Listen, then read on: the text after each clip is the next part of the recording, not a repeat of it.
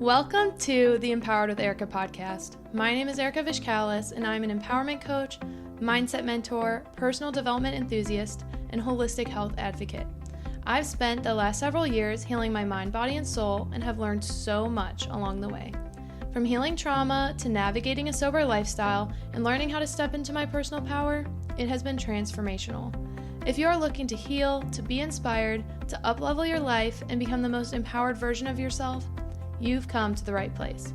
I created this podcast to help you know you are worthy of rewriting your story and to help you navigate your own empowerment journey. You are worthy of living your most authentic, aligned, and inspired life, and I can help you get there.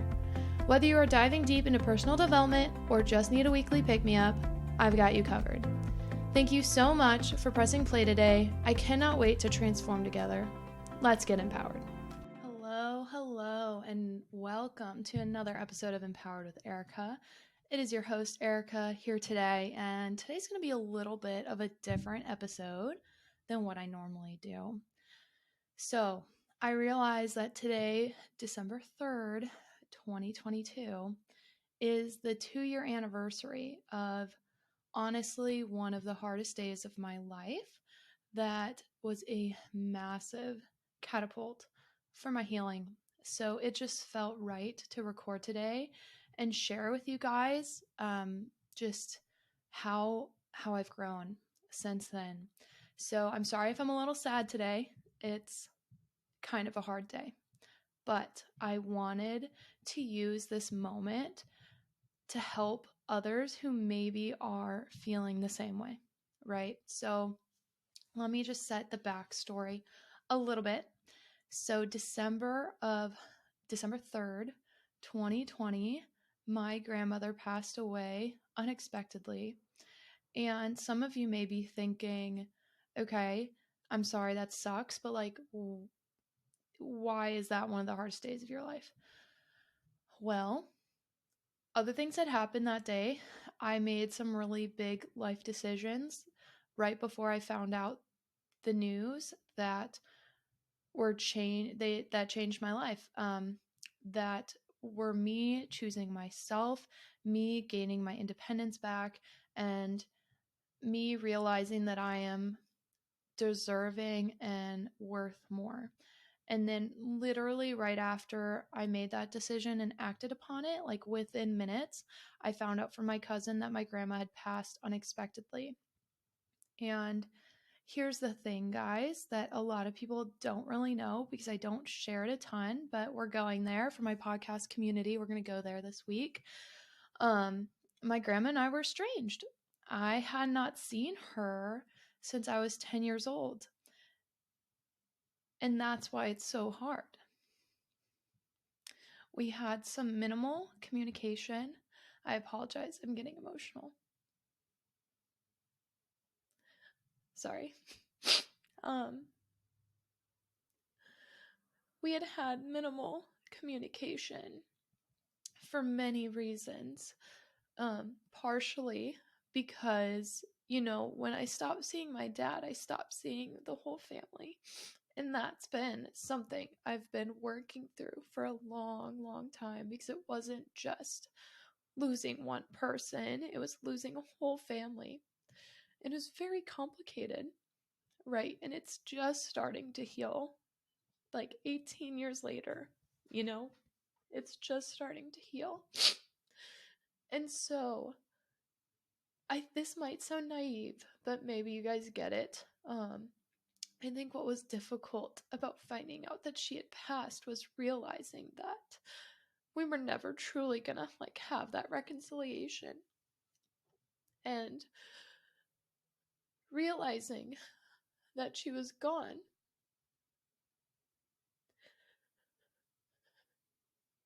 and that I missed out on years with her. I'm sorry, guys. And it broke my heart, if you can't tell.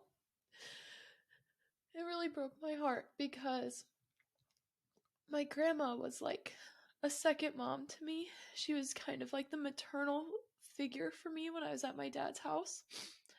And we were pretty close when I did know her, And there was a lot of pain. There's a lot of pain there.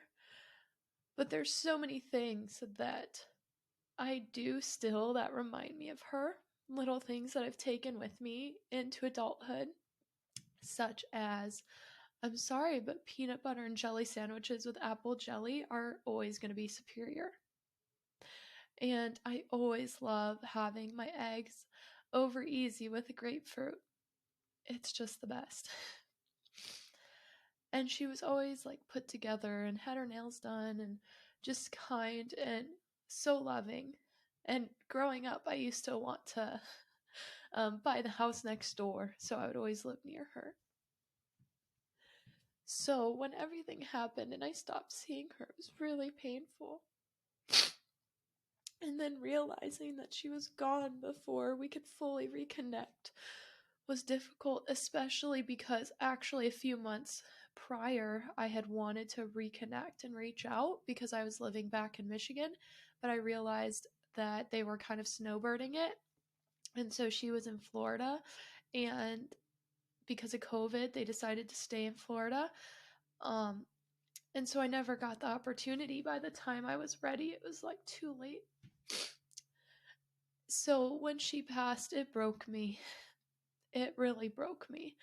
I don't think I've cried that hard or felt that lost or alone ever, to be honest, ever. Especially because, to set the stage, I was alone in a state where I had few friends. I didn't know many people. It was right before my birthday. My birthday's coming up, and before the holidays, and I knew I'd be spending both of those alone. And overall, it was just incredibly painful. That being said, and this is where I hope it gets a little more motivational and encouraging, I'm not grateful it happened. Obviously, I wish she was here.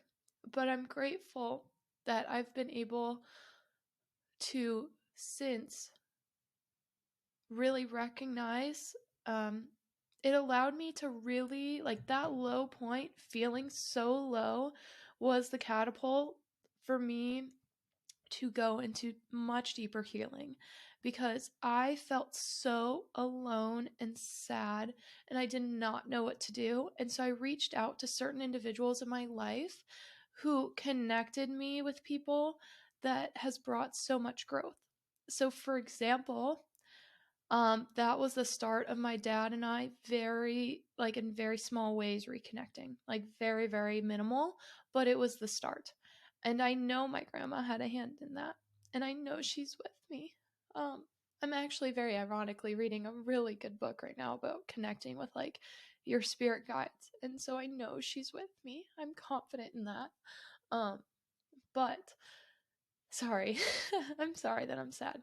But it's so interesting because then I also was connected via my priest back in college. I'd reached out to him because he just had helped me so much. And I was like, Father Ben, I'm so low. I don't know what to do. I don't know where to turn. And he connected me with the people that actually were involved in ACOA, which, as I've talked about a lot, has been a massive catapult for me in my healing journey. And so, even though that pain and that agony, and it really hasn't gone away, the pain is still there, obviously, 2 years later, and I still am incredibly saddened by this.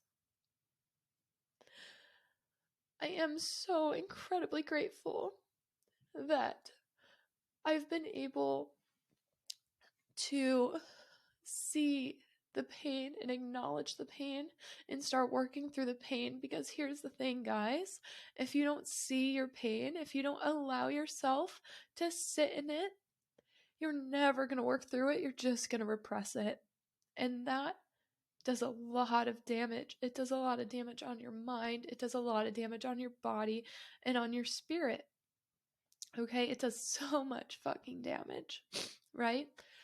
And so I am just so grateful that the amount of pain and sorrow that I felt in that time led me to my greatest healing that I've experienced and that I know is helping me break those generational curses and be able to not pass on the trauma that I endured, and help, if I have a family someday or just really anyone that I encounter, be able to be much healthier in all of those relationships, right? So I'm recording today, even though I'm emotional as fuck and I'm just honestly sad. I'm just sad. I wanted to record today when I'm feeling these raw emotions because I wanted it to be a reminder for you guys that sometimes the storms have a greater purpose, even if you don't realize what that purpose is at the time. And that doesn't mean we want the bad things to happen. Of course we don't. Of course I wish this didn't happen. Of course I wish I was able to reconnect before. At the same time, I also know, I am very, very, very confident that my grandma is with me every day. I am confident that she is guiding me, and I'm confident that she's supporting me. I'm confident in all of those things. And I know that she is the one that has pushed me to do these things and to break these curses and to be the strong woman that I am. I know that. And so if you're going through a hard season, if you are feeling some immense pain that you don't know how to get out of, this is my reminder to you to keep going. Because honestly, guys, I didn't know how I was going to get through that pain. And as many of you know, I am coming on my 3rd year of being sober anniversary. So I was just under a year of sobriety when this happened. And the fact that I was able to remain sober during this phase of my life, I'm so proud of. And I don't say that to brag, but if you've listened to my sobriety episode, I'll put it in the show notes because I think it's a good one. If you've listened to that episode, you would know that I use booze not daily, but I often would use it to numb. And so that's why I consider myself on a sober journey, even though maybe I never drank daily. I did always drink when I needed to cover up the pain and when I didn't want to acknowledge the pain and I didn't want to work through the pain that I just didn't want to feel. And let me tell you guys, this period of life, like that month or two after my grandma passed, because it really was a good couple months, because you also have to remember 2 months before that was when someone tried to rob me, and it was very traumatic. And again, alone in a new state, knowing no one, I was so isolated and I was unwell, as they would say, I was unwell. So knowing that I was able to use this deep and intense pain and sorrow and use it to bring the most healing and to allow myself to work through those difficult moments and to allow myself to get real, because I wasn't numbing anymore. I wasn't using substances to numb. I was allowing myself to feel that immense pain. And trust me, it's fucking terrible. It's not like I want you guys to feel this pain. Of course I don't. But I do believe that if we have things pent up inside of us, that we need to allow ourselves to feel those deep emotions. Because if we don't allow ourselves to feel them, then we aren't allowing ourselves to process them. And that's why I believe I had so many negative behaviors and habits, because I was repressing how I was actually feeling instead of allowing myself to be in my true essence and be in my true feelings. So by allowing myself to truly grieve, and as dumb as it sounds, allowing myself to be completely broken and sad and just a fucking mess, I was able to then put the pieces back together in a more healed and enlightened version. And there have been many moments in my meditations where I feel my grandma with me. I know she's with me. I know that there's another realm after this earthly phase. I really believe that we are just a soul having a human experience. So I believe that her soul is still with me and guiding me. And I believe that she is helping me to heal through this pain, because obviously the pain is not gone, but you learn how to cope. And I'm not going to say that the pain gets less, because I don't think that's true, but it gets different, and it's not as present every single day, at least for me. um and I just wanted to share with you guys that if you're feeling like you're in these immense storms and you don't know what the fuck to do, you need to allow yourself. I shouldn't say need, but I really recommend that you allow yourself to feel whatever it is you are feeling. Because whenever I've allowed myself to be in the storm, not to numb the storm, not to just push through and pretend it's not happening, but allow myself to work through those emotions, work through those feelings. And P.S., I highly recommend doing so with a mental health professional, because they will help you actually heal the wounds instead of just like putting a band-aid on it, right? They'll help start putting those stitches on, maybe puts it, not just like slapping a band-aid and hoping for the best. They will help you actually heal your wounds, right? If you're in a storm, if you're feeling low, if you are like, I genuinely have no idea where the hell I'm going to go from here, I don't know what I'm going to do, I don't even know how to process this. One, connect with a mental health professional, and two, allow yourself to be in those feelings, because I have found that by doing so, it has allowed me to truly uncover how I was feeling. So, of course, I was terribly sad that she passed, but I wasn't just grieving that. I was grieving all of the what ifs. What if we had reconciled? What if we were able to do this together or that together? What if maybe someday she could have seen me get married? What if maybe someday she could meet my children? What if someday we had a relationship again? All the what ifs, and would she be proud of me?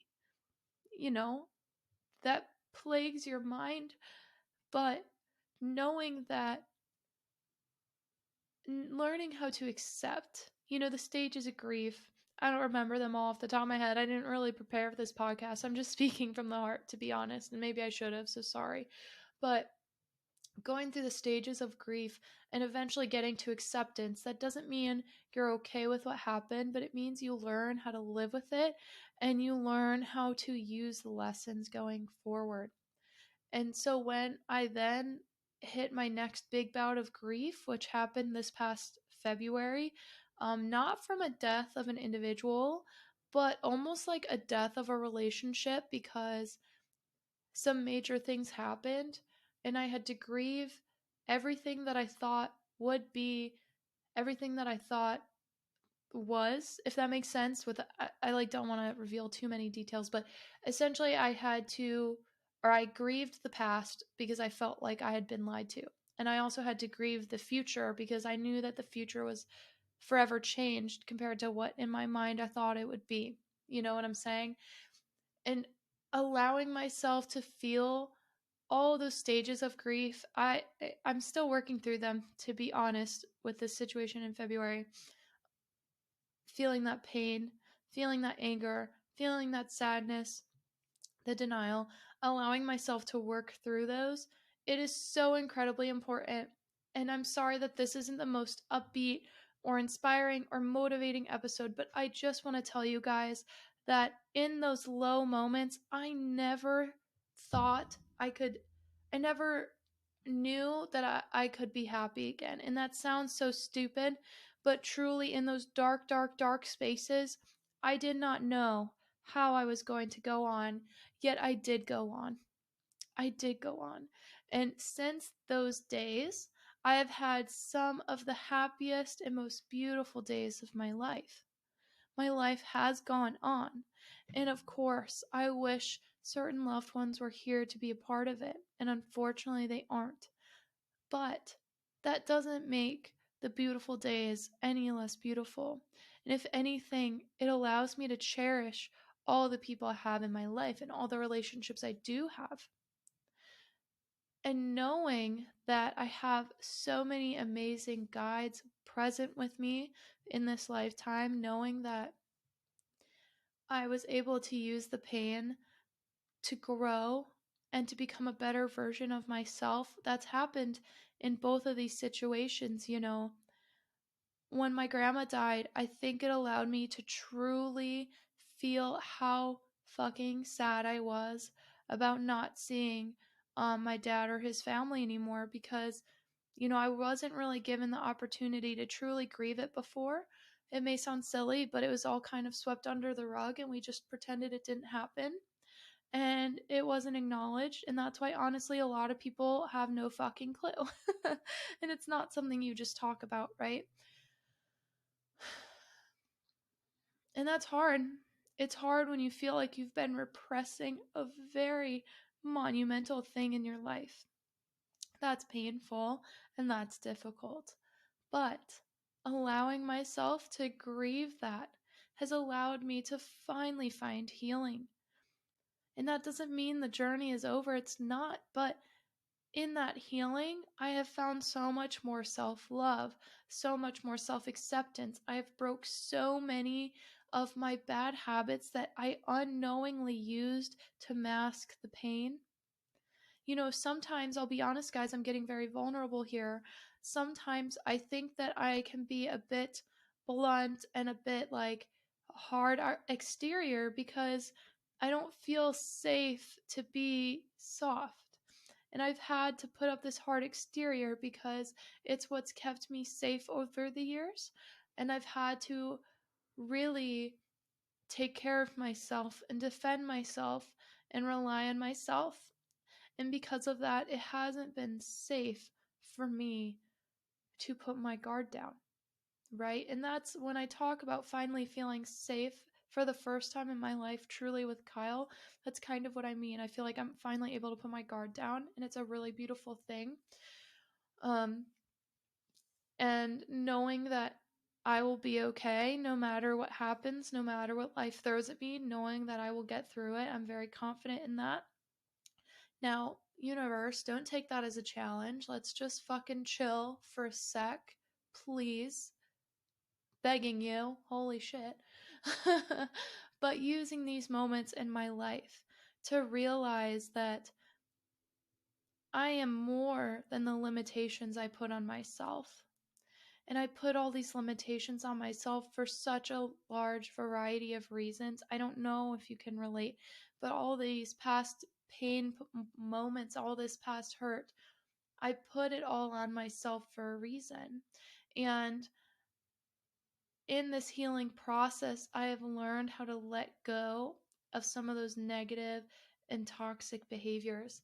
And then this past year, one of the biggest things I've learned through all the heartache and the pain has been how much I can actually trust myself, how I can take care of myself, and how I do not need other people to take care of me. I've always been a very independent person, but I did realize there was one or two pretty codependent relationships in my life that I turned to a lot, maybe not for monetary help or really like physical help. Like I still did pretty much everything for myself, but I did emotionally depend on other people in certain areas of my life.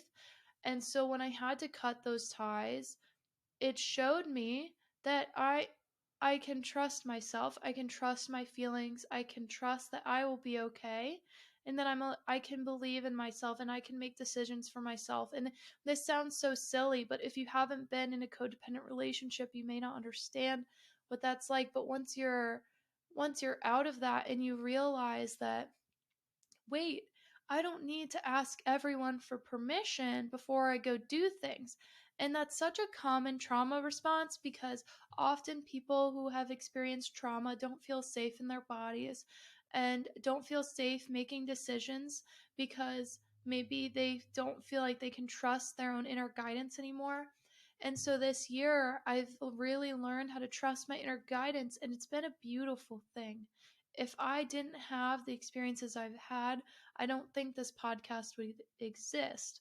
If I didn't have the experiences I've had, I don't think that I would be working at a new job and in a new career, because I probably would have listened to other people telling me all the reasons that I can't or that I shouldn't or it wouldn't be smart.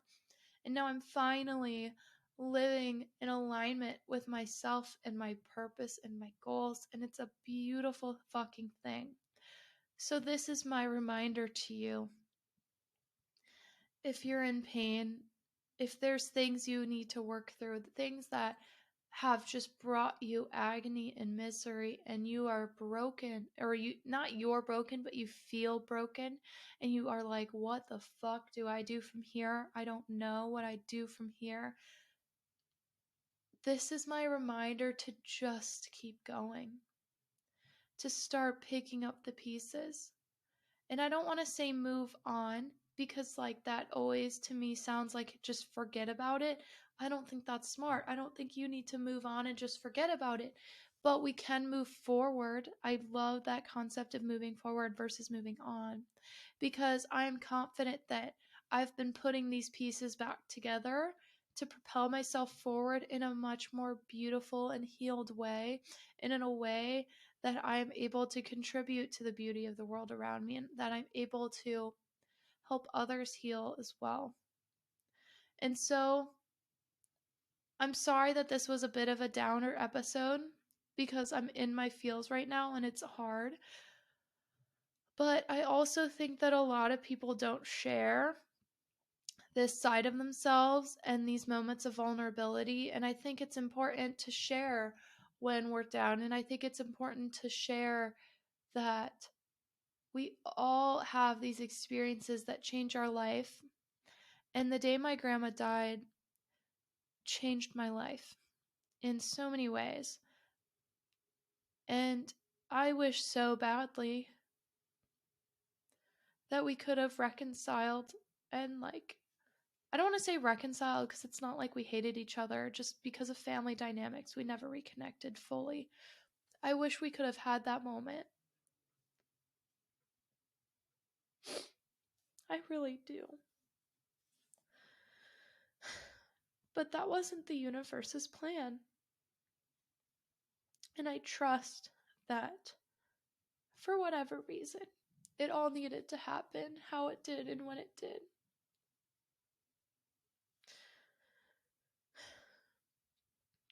And sometimes it doesn't feel very fair. But I know that life isn't happening to me, it's happening for me. And I know that this pain has a greater purpose. So even the pain I feel today, I know is going to bring healing to myself, and I'm very confident it will bring healing to others as well. And I'm confident that it's shaping me into who I'm meant to be. So if you're in this moment of just deep sadness and deep heartbreak, and you don't know where to go, one, please don't give up on yourself. You have so much ahead of you. Don't give up on yourself. Your loved one, say it's a grief journey you're going through, your loved one wouldn't want you to give up on yourself. Your loved one would be like, hey, I'm here with you.